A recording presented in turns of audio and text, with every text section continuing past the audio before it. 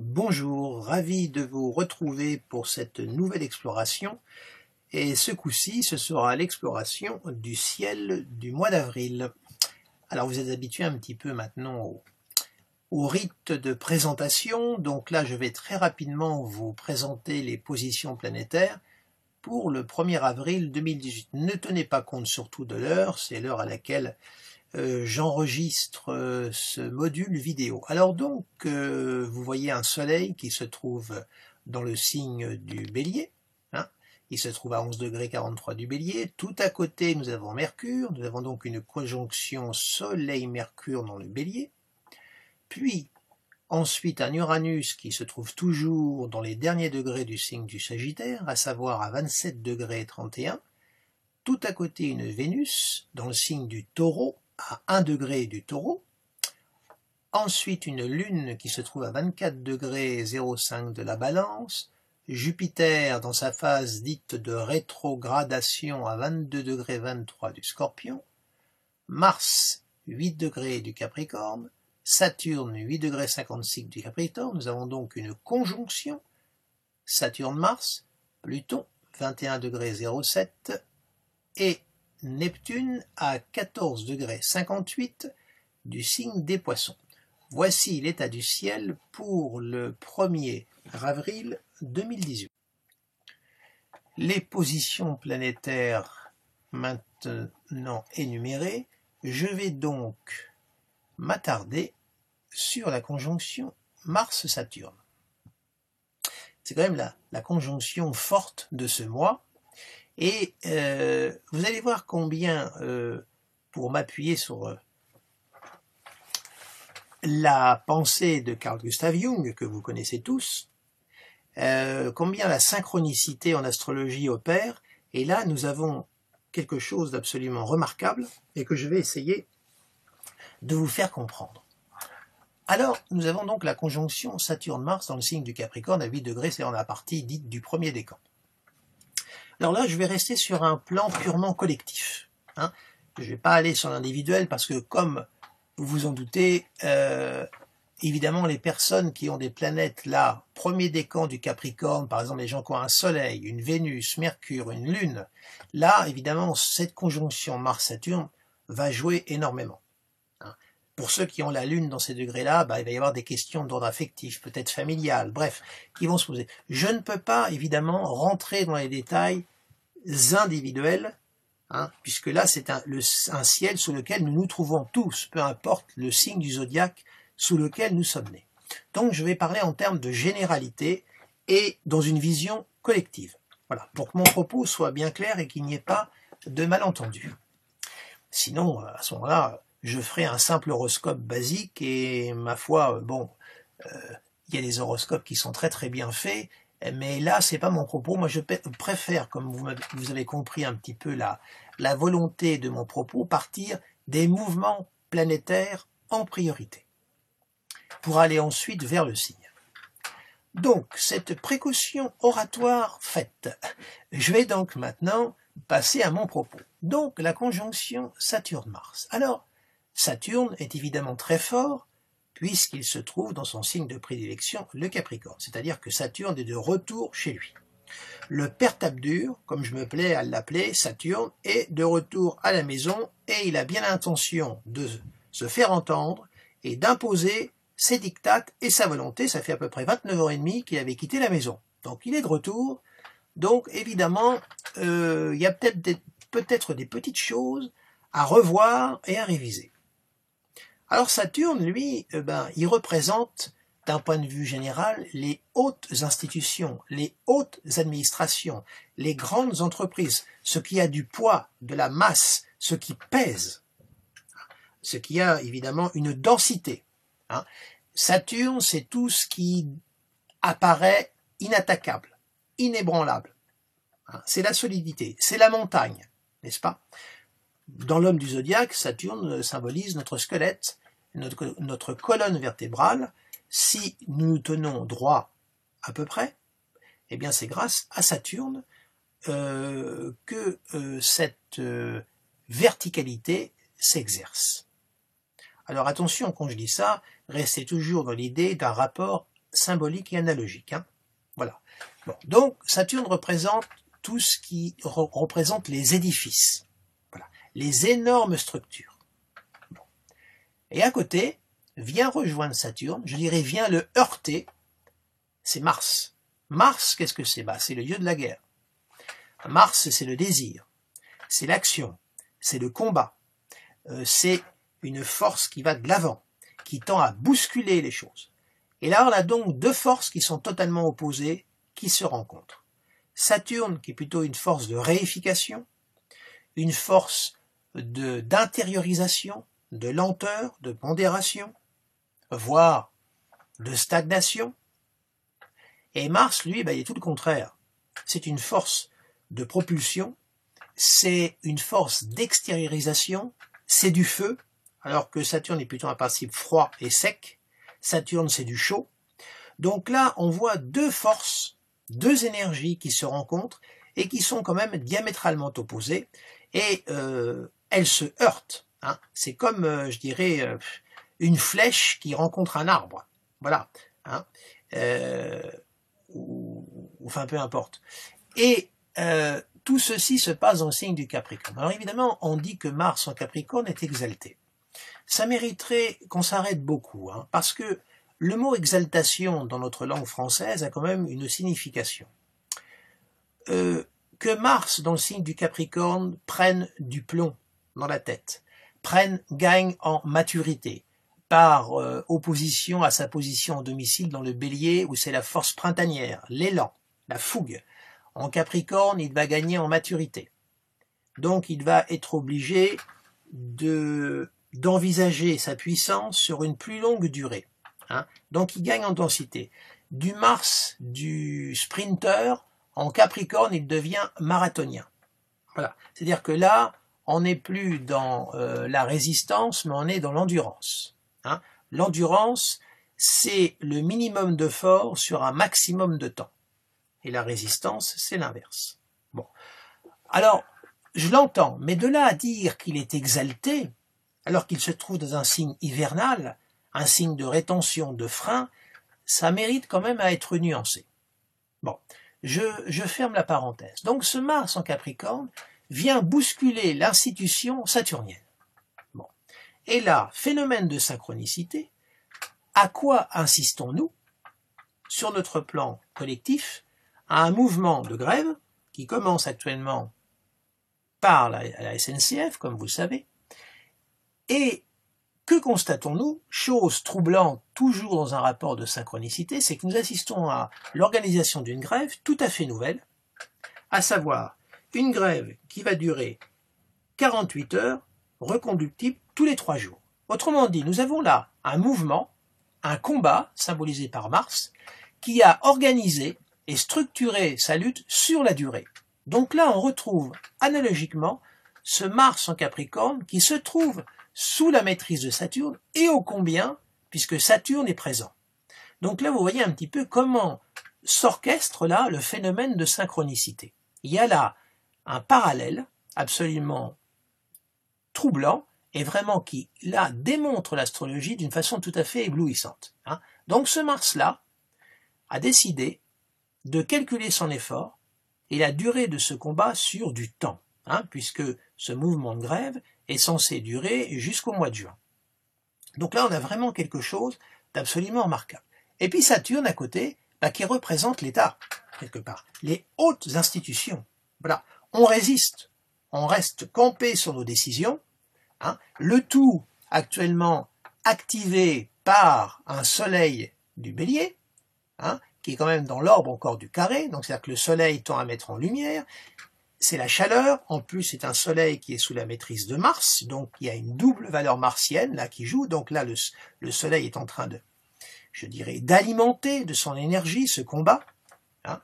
Et puis nous avons même Jupiter ici qui fait un semi-carré, donc qui vient un petit peu attiser le feu, et pas forcément d'une façon très, je dirais, calme, hein. Il vient mettre aussi du feu aux poudres. Alors voilà une éclatante démonstration d'un parallélisme, d'une synchronicité entre un transit planétaire et un événement qui se passe ici-bas. Alors maintenant, que dire de cette rencontre? Eh bien, il est vrai que comme ça se passe dans le Capricorne, c'est du tien bon et du tien fort. On peut penser que ce soit du côté de l'État ou du côté des grévistes, donc des opposants, que ce soit un combat quand même qui dure, tout au moins un moment, puisque Mars va continuer sa course. Il arrivera en conjonction de Pluton, si ma mémoire est bonne, le 26 avril. Nous regarderons tout à l'heure l'état du ciel pour le 26 avril. Donc il y a là une traversée de Mars, tout de même, dans le signe du Capricorne, avec la rencontre avec Pluton, qui n'est pas forcément une rencontre non plus de tout repos. Mars-Pluton, ce sont quand même deux planètes qui sont détonnantes. Ce sont les deux planètes, je rappelle, du signe du Scorpion. Et nous voyons actuellement que nous avons un Jupiter qui envoie un sextile à Pluton, c'est-à-dire que ce Jupiter-là est quand même porteur des valeurs de Pluton et de Mars, puisqu'il est en Scorpion, donc on ne peut pas dire que ce soit un Jupiter qui véhicule des valeurs, je dirais, de paix, de conciliation, c'est pas vraiment ça, et on voit que Jupiter est en train de pactiser avec Pluton. Voilà. Donc nous avons quand même un climat actuellement, entre un soleil du Bélier, qui est un soleil de feu, soleil de Mars, un Mars exalté, selon la tradition, conjoint à Saturne, donc maintenu, on a un climat de résistance. Et à mon avis, je pense que nous nous engageons vers un conflit social qui risque de durer. D'autant que Mars fera une boucle de rétrogradation à partir du second semestre de cette année, mais je ne vais pas anticiper, j'y reviendrai ultérieurement. Il va s'attarder. Dernier degré Capricorne, premier degré Verseau, il va faire une petite balade juste là. Bon. Nous sommes quand même là, il n'y a rien à faire dans un climat de dureté, un climat sec et un climat où chacun va rester campé sur ses positions. Bon. Alors, l'élément qui pourrait éventuellement apporter, je dirais, une accalmie, mais je n'y crois pas, c'est Jupiter. Jupiter est dans sa phase de rétrogradation, c'est-à-dire que petit à petit, il va revenir au trigone de Neptune. Bon, il n'y est pas encore. Là, on a un Jupiter qui est à 22 degrés et un Neptune qui est à 14. Donc, l'orbe est trop large, 8 degrés pour des planètes lentes comme ça. Moi, je ne le compte pas encore. D'ailleurs, vous voyez que l'aspect n'est pas marqué, mais progressivement, là, on va dire au fil des mois, nous revenons au trigone Jupiter-Neptune. Alors, ce trigone Jupiter-Neptune, qu'en dire? Là, je dirais que c'est un aspect de multiplication, un aspect de débordement, puisque Jupiter, il ne faut pas l'oublier, a maîtrise sur le signe des Poissons. N'oublions pas qu'avant de découvrir les planètes transsaturniennes, Jupiter avait domicile sur le signe des Poissons. Autrement dit, le signe des Poissons, qui est un signe de débordement aussi, qui symbolise le collectif, également l'universel, reçoit l'appui de ces deux gouverneurs, Jupiter et Neptune. Partant du fait que Jupiter, comme je vous l'ai précisé tout à l'heure, véhicule les valeurs Pluton-Mars. Donc, on peut dire que là, il va y avoir encore, comment dirais-je, du débordement, une intensification, je dirais peut-être, de mouvements sociaux. Voilà, je m'hasarde à vous faire des pronostics. Tout au moins là, il va y avoir, là, c'est les grandes marées avec ça, c'est clair. C'est pas du restrictif, c'est pas du singulier. On est complètement là dans le collectif. Et puis pas du petit collectif. Bon. Et on a vraiment des forces qui sont très opposées entre le côté très sec, très serré, très, je dirais, autonome du Capricorne, et le côté beaucoup plus collectif, débordement d'un Jupiter-Neptune, partant du Scorpion en signe d'eau de surcroît. Donc on a vraiment là un climat qui est pétri, je dirais, de contradictions, qui véhicule des forces complètement opposées. Ce qui veut dire que nous rentrons dans une période là où on peut s'attendre à beaucoup de remous, beaucoup de surprises, d'inattendus, puisque n'oublions pas que nous avons toujours le semi-carré d'Uranus à Neptune, deux forces opposées. Pour résumer, force libérale, dite de droite, bien qu'actuellement il existe une gauche dite libérale. Aujourd'hui, on a toutes les pistes qui sont brouillées, d'où la grande difficulté d'arriver à s'y trouver. et Neptune qui représente plus les forces collectives, les forces dites socialistes, donc dites de gauche. Et on voit qu'il y a là aussi un semi-carré, donc là il y a une tension entre ces deux forces, mais elles sont liées l'une à l'autre, quoi qu'il en soit.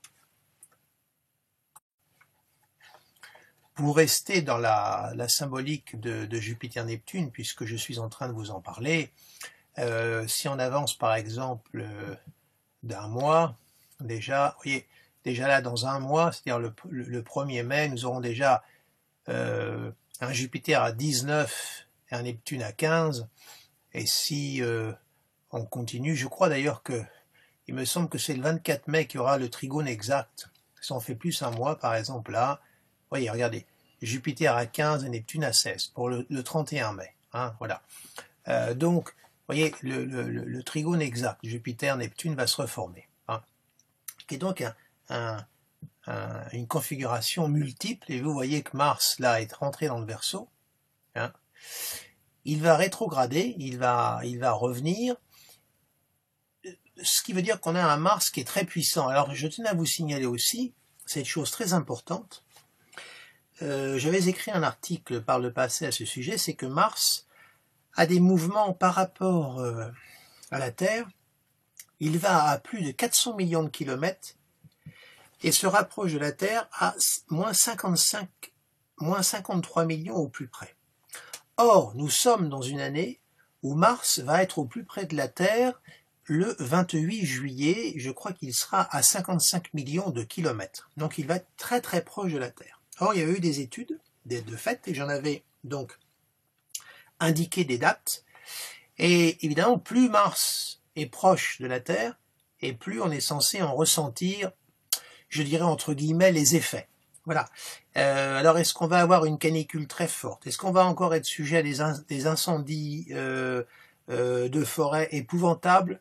C'est dans l'ordre du possible, puisque il ira quand même au carré d'Uranus. Vous voyez, un Uranus quand même qui est ici, là, et nous aurons le carré Mars-Uranus qui se fera un petit peu avant, et qui reviendra, puisque Mars va faire sa boucle de rétrogradation. Autrement dit, nous sommes quand même dans une tranche de l'année où la présence de Mars va être de plus en plus forte et se faire de plus en plus sentir. Voilà. Bon, alors écoutez, je vais quand même revenir à notre période actuelle. Ça sera peut-être aussi bien. Tout de même, voilà, 1er avril, voilà, nous y sommes, 1er avril 2018, parfait. Donc, voilà un petit peu dit pour Jupiter-Neptune. Autre élément aussi que je voulais, excusez-moi, je vous apparais peut-être un petit peu décousu, mais comme vous le savez, ma règle, c'est de faire de l'interprétation libre, c'est-à-dire de ne rien préparer à l'avance. Hein. Comme je l'ai dit, c'est comme si on était autour d'une table ensemble et on se lance dans une libre interprétation. Hein, voilà. Alors, autre élément aussi à noter, c'est que nous sommes actuellement dans la phase de rétrogradation de Mercure. Mercure va redevenir direct le 16 avril, c'est-à-dire dans 2 semaines. On va y aller. Le 15 avril, vous voyez, ça y est, il sera direct même le 15 avril. Vous voyez, voilà. Il sera sorti de sa phase de rétro, il va redevenir direct à 4 degrés, c'est-à-dire dans l'orbe du carré à Saturne. Hein, voilà. Donc, je vais revenir. Voilà, 1er avril. Donc là, actuellement, il est dans sa phase dite de rétrogradation. Ce qui veut dire que toutes les décisions qui vont être prises actuellement, que ce soit du côté gréviste que du côté de l'État, seront vraisemblablement sujets à être sérieusement remises en question. Autrement dit, tout ce qui peut se tracter actuellement est appelé à être revu. Rien ne saurait avoir un caractère définitif.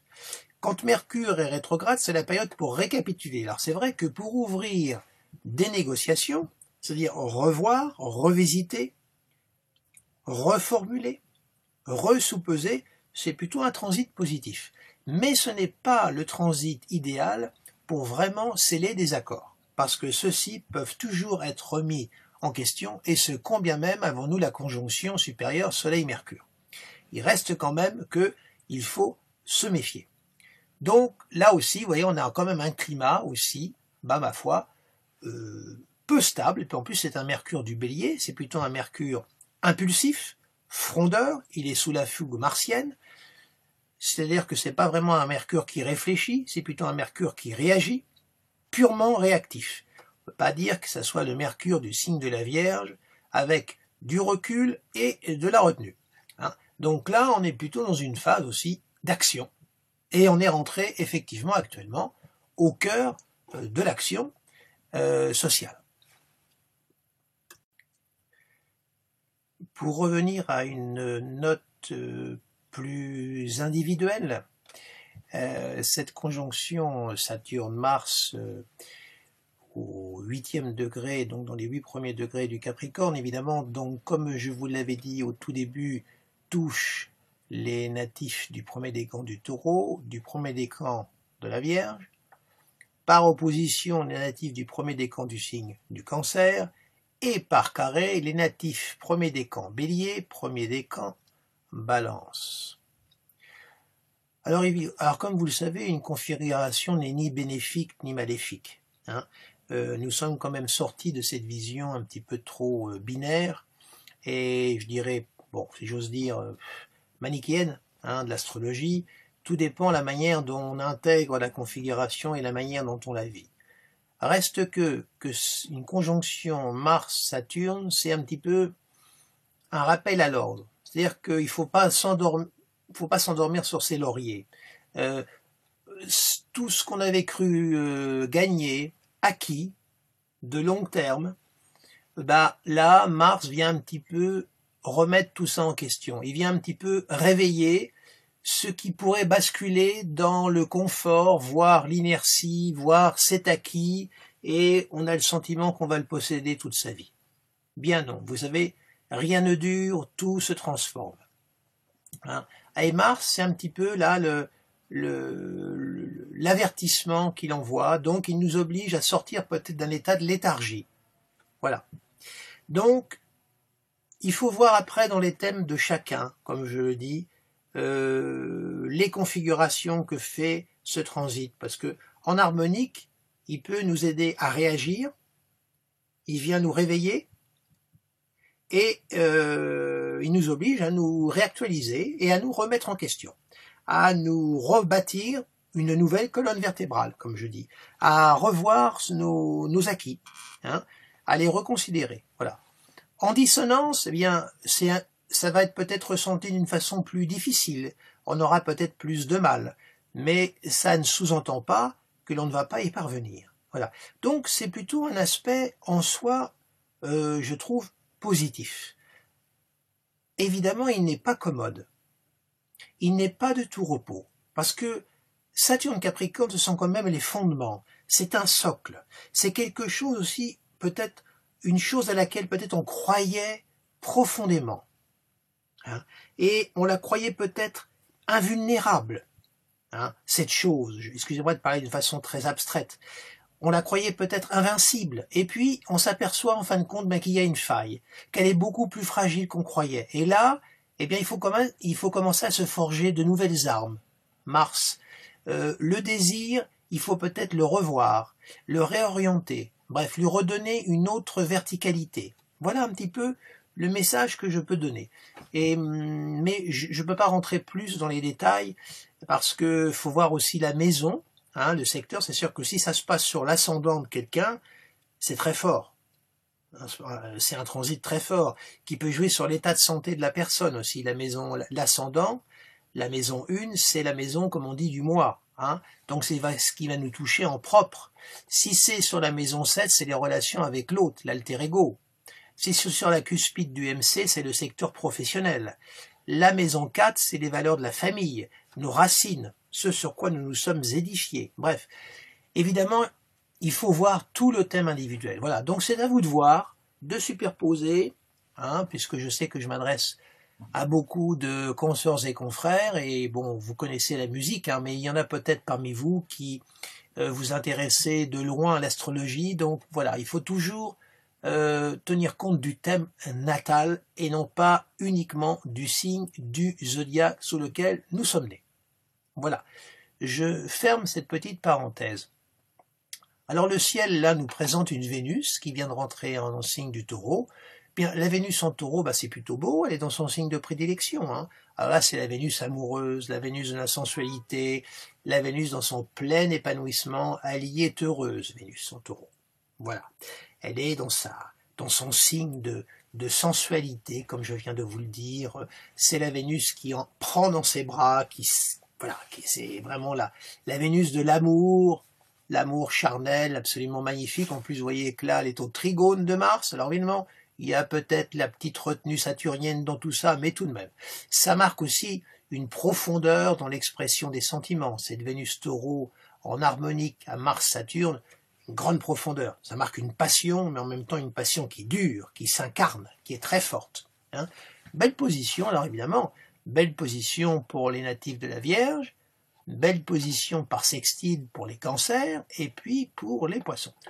Les scorpions, ça s'oppose, mais une opposition de Vénus, c'est pas bien méchant, au contraire, c'est même une opposition très intéressante, ça vient un petit peu stimuler, ça vient réveiller l'opposition, c'est comme si Vénus se mettait face aux scorpions. Voilà, ils ne peuvent pas la perdre de vue, cette Vénus, donc c'est plutôt beau. Voilà un transit qui est plutôt agréable, et qu'on aimerait voir un petit peu plus souvent, mais enfin voilà, hein. Ça se passe une fois l'année lors du transit de Vénus dans le signe du Taureau. Nous allons passer à la lunaison, c'est-à-dire il y a eu la pleine lune il n'y a pas longtemps, mais là nous allons passer à la nouvelle lune qui aura lieu le 16 avril, donc allons-y gaiement.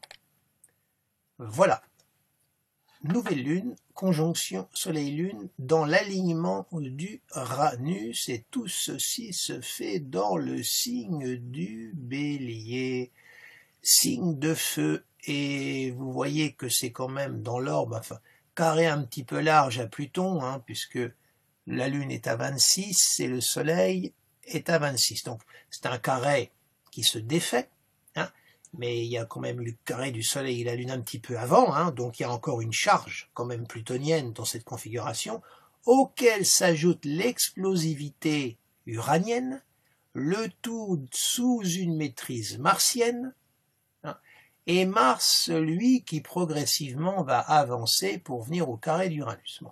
Donc nous avons une nouvelle lune là, en plus c'est dans le semi-carré de Neptune, tout ça. Hein. Nous avons donc une nouvelle lune là qui est plutôt, je dirais, dynamique, impulsive. Donc ça veut dire que là, attention aux décisions qui vont être prises sous l'emprise des sentiments. C'est-à-dire que là, il va falloir faire attention à ne pas se laisser trop emporter, parce qu'une lune bélier, c'est une lune ça correspond à une conjonction lune-Mars. Hein. Donc ça coupe. On est hyper réactif, on peut se montrer très susceptible. C'est vraiment une lune hyper réactive, les émotions sont à fleur de peau. Donc on va être dans un climat là collectif qui va plutôt être assez, comment dirais-je, sensible et très vibratoire. Voilà, durant ce transit-là, alors évidemment, les natifs derniers décans de la balance vont le prendre en opposition, les cancers vont le prendre en carré, et les natifs derniers décans du Capricorne aussi. Hein. Pour les lions, ça sera en trigone, et pour les sagittaires, au trigone aussi. Mais même que ça soit trigone ou dissonance, ça reste quand même une nouvelle lune qu'il faudra surveiller de près. Alors c'est une nouvelle lune aussi qui va être très passionnelle. Hein, c'est le désir, c'est la passion. Nous avons l'âme et l'esprit, nous avons le yin et le yang, le masculin et le féminin. Et à côté, nous avons le détonnant Uranus, celui qui déchaîne, qui, comme je le dis, dégonde et dévergonde les portes. Donc c'est vraiment une nouvelle lune qui va être très électrique. Alors il faudra, durant cette période-là, se montrer un petit peu plus prudent, essayer de prendre du recul, de ne pas trop se laisser emporter, surtout que dans la même période, Mercure, qui marque le cogito, la communication sera aussi dans le signe du Bélier, sous la maîtrise de Mars, hein, et dans le carré de Saturne. C'est pas forcément une configuration aussi facile et qui se prête facilement à la communication. Il y a du frein. La communication ne passe pas forcément bien, ça résiste de part et d'autre. Bref, voilà un petit peu le climat de cette nouvelle lune qu'il va falloir quand même aborder sur la pointe des pieds. Ça sera peut-être pas plus mal. Pour rester dans l'analyse de cette nouvelle lune et avant de clore ce module vidéo, nous allons, comme vous le savez, célébrer le cinquantenaire de mai 68. Alors là aussi, c'est très intéressant d'un point de vue analogique et de synchronicité, c'est que cette triple conjonction Soleil-Lune-Uranus du Bélier est une configuration révolutionnaire, parce que s'il y a bien une planète qui marque la révolution, c'est Uranus. Et la Lune en Bélier, pour reprendre la définition d'André Barbeau, c'est une lune insurrectionnelle. Et les deux réunis, là, avec le soleil qui embrase, qui met en lumière, bon, je ne suis pas en train de vous annoncer qu'il va y avoir un nouveau 68, mais au niveau synchronicité, il y a une belle rencontre à nouveau. Et puis alors, je vois que, bon, il y aura, le Jupiter s'approche de Neptune, il y aura 6 degrés d'orbe, le trigone est en train de s'amorcer. Alors je vois ça et je pense à quelque chose là, qui me vient directement. J'ai vu un slogan là sur un mur à Paris qui détournait le fameux cogito ergo sum de Descartes, je pense donc je suis, et il était écrit nous pensons donc nous ne suivons plus. Intéressant, parce que du singulier je, il passe au collectif nous, c'est-à-dire Jupiter, Neptune, Poisson. C'est du collectif. Nous pensons, donc nous ne suivons plus Lune, Uranus, Soleil, la coupure, la rupture nette tranchée par la dominante de Mars. Et puis s'il y a bien deux planètes qui symbolisent la jeunesse et l'adolescence, c'est Mercure et la Lune. Voilà, petite note, là aussi, de synchronicité et d'analogie. Je trouve ça aussi très intéressant lorsque nous abordons la période de la commémoration de mai 68. Voilà, bien écoutez, ici s'achève ce module du ciel d'avril, que je trouve plutôt intéressant et plein de rebondissements. Nous verrons bien ce qui va se passer. Je vous remercie de votre attention et de votre fidélité et je vous dis au prochain rendez-vous pour le mois de mai. Merci et à bientôt.